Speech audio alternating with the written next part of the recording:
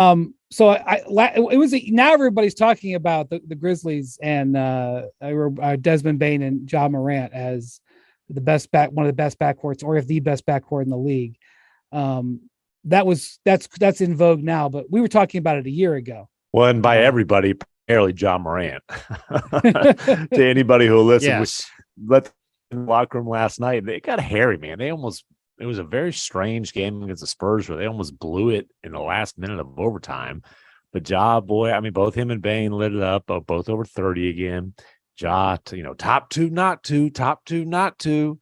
He's and I asked Bane, I said, so top two, not two, huh? He goes, what you think? Hey, I'll ask the questions here, but they've got a case. They're building a case. Bane, I will give him credit, did say, you know what? We got to prove it in May and June before we get, too high on that. But they feel like they're the most talented backcourt in the league, and they've got a right to feel that way, I think. By the way, two great guys too, as far by all accounts, right? Des Bane and John Morant. Yeah. So, great, like teammates, positive, guys in the locker room. I mean, John. I mean, what a great locker room. Steven Adams. Oh, it's fun. It's fun. It's a fun locker room. It's a fun team. All right, listen to these stats for Des Bane. 25 points a game, 5 rebounds a game, 5 assists a game for Des Bane. How about that? That's not a bad number right there. He's shooting 46% on 9 3-point attempts per game. That's no joke. I don't think Steph Curry's ever shot that high of a percentage on that many attempts a game. Well, Curry's topped out 44% or so. Yeah, you can argue that Desmond Bane is the most devastating 3-point weapon in the league, aside from Steph Curry right now. Steph still puts up such a crazy volume, but Bane is such a great developmental success story. And when he's the last pick of his draft, of the first round in his draft class, acquired to take on Enes Kanter's contract from the Celtics. Yeah, and they buy the pick, and plug him in, and look, he was a really nice 3-and-D type of guy as a rookie, but purely a catch and shoot guy. Over 80% of his 3-point shots came catch and shoot. He takes more threes off the dribble now than he does catch and shoot. He shoots it better off the dribble now than he does catch and shoot. Already this season, he's played 11 games. He's taken more off dribble threes than he did in his entire rookie year. And they sent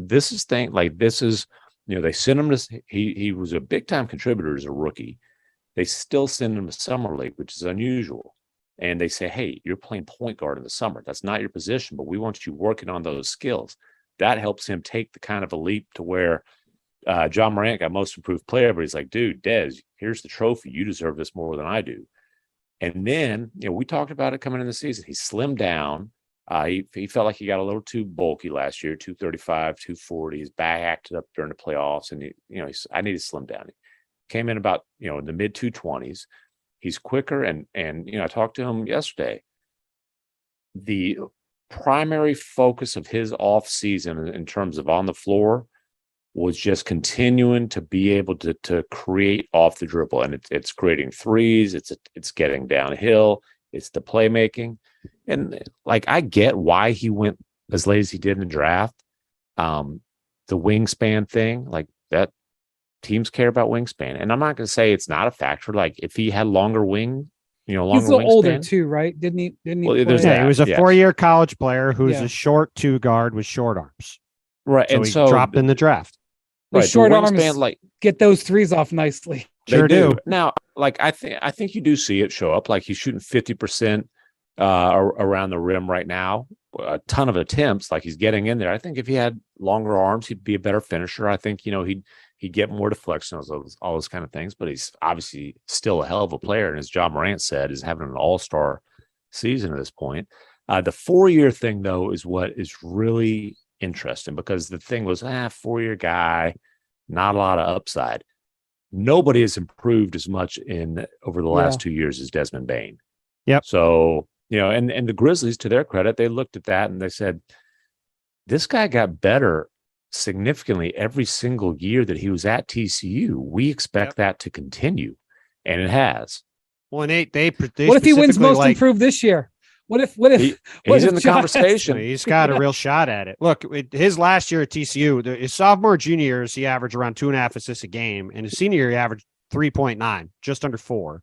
And I know the Grizzlies looked at that and were like, this is a guy who, to McMahon's point, like is capable of doing some stuff with the ball. And like you said, like him going back and playing in summer league last year and running point for them and developing that, like you've seen the natural progression of that going forward. And, you know, for them, when they get in the playoffs, you know, again, like for as great as Ja is, like you need to have other people on the court who can attack the defense and create plays and make plays for other people. And now if you've got him averaging, you know, 4, 5, 6 assists a game, you know, that stat line you listed off, Brian, is right around where Devin Booker's at. I mean, Booker's averaging a little more points per game, but like that's a big time line. And you line up those numbers across the board, like that's clearly elite numbers at the shooting guard spot and gives them the kind of secondary creator they really need to be a real threat. Thanks for watching ESPN on YouTube. For live streaming sports and premium content, subscribe to ESPN Plus.